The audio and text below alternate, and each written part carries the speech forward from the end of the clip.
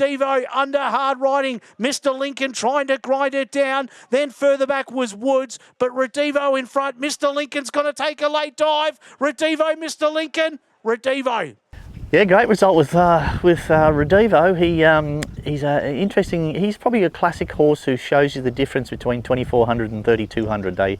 You hear lots of horses they can win a Caulfield Cup, but they're not competitive in the Melbourne Cup, and he's a classic example of that. His 2400 metre form's a little bit hit and miss and really reliant on tempo of the race and everything. Where over 3200 he can set a better speed himself and he can absolutely outstay him. You don't often get a chance to train horses that can genuinely run 2 mile, and he's one of those horses. So well done to all there. He's obviously now heading towards a Jericho. I'm not sure if he can run that sort of trip, but we'll go through the process and run him in a few more qualifiers and see how he goes.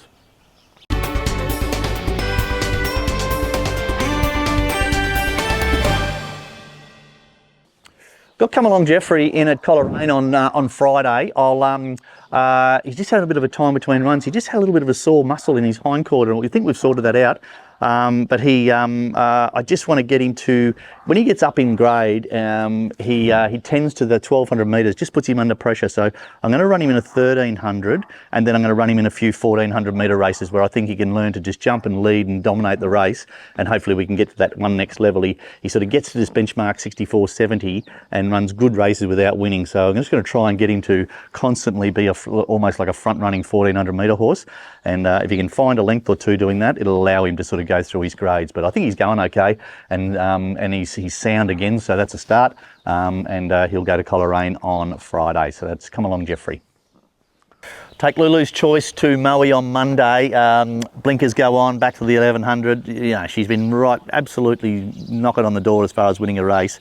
We just keep spacing her runs and she sort of keeps coming up. Work this morning was really nice and sharp, so we'll take her to Moe. Hopefully can draw half a gate and just get the run of the race. But interesting. I don't know if the blinkers are probably a little last ditch effort to try and find a half a length somewhere with her, and hopefully if the blinkers can do that, she can win. But she just keeps getting narrowly beaten in reasonable grade. So anyway, that's Lulu's Choice. She'll go to Moe on Monday, and no doubt will be very competitive again.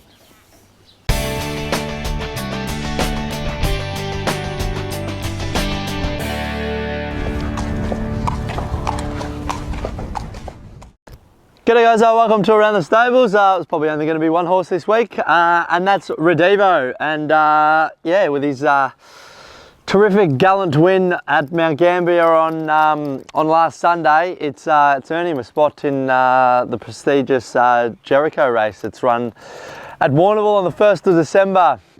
A little bit of history about the Jericho Cup. It was actually I just actually read up a little bit about it. Australian light horse were going to plan an assault on the Turkish Empire, and they actually, as a bit of a decoy, sort of seemed like nothing was going on. They actually organised the race meeting, and the Jericho Cup was the main race of the day, and it was a race that was run over three miles, so 4800. So the famous horse Bill the Bastard was the most infamous horse out of the Jericho Cup. So yeah, really exciting. There's 7 qualifying races, which obviously he won one of them on Sunday at Mount Gambier. And then there's another 6 across Australia, and then there's also 2 in New Zealand. So yeah, it's just amazing to have a horse that's qualified for a race that carries so much significance, so much history, and then so much hype around it. Certainly leading up to the race in December. It's obviously going to be a massive effort just to get in there, because we're still a long way out, so it's going to sort of be a bit of a plan, have to be mapped out, things like lead up races, and even maybe taking him down there and giving him a look at the course, because it's run over the Grand Annual course, so it's up over the hills, across Tozer Road, all that sort of stuff.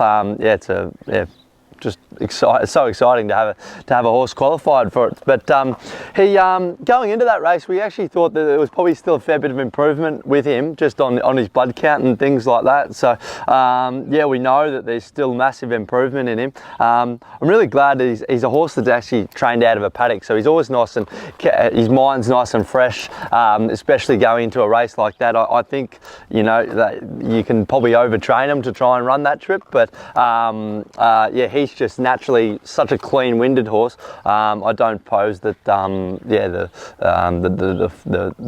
massive trip to the longest race in Australia will pose too many problems with him, but yeah, he was super gallant the other day. Terrific ride by Jess Eaton. Thought she put him into a great spot and sort of gave nothing else a chance. So, really exciting, and yeah, we'll obviously keep you updated with his plan going into the Jericho.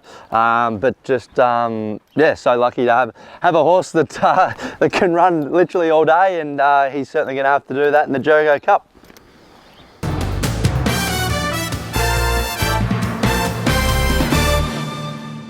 That's it for another week at Emsley Lodge. Thanks for watching.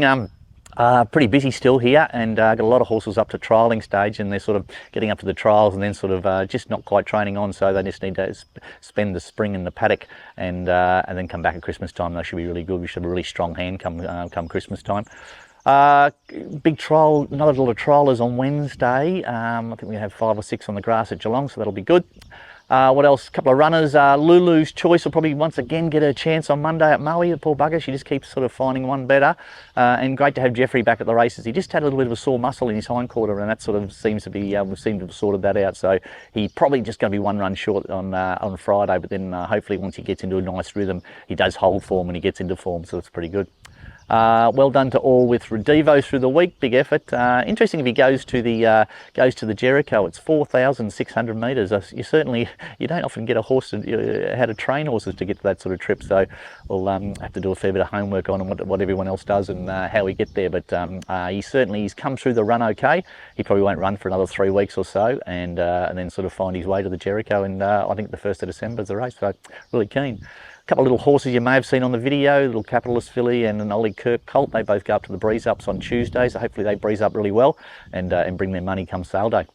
Until next week, see you later.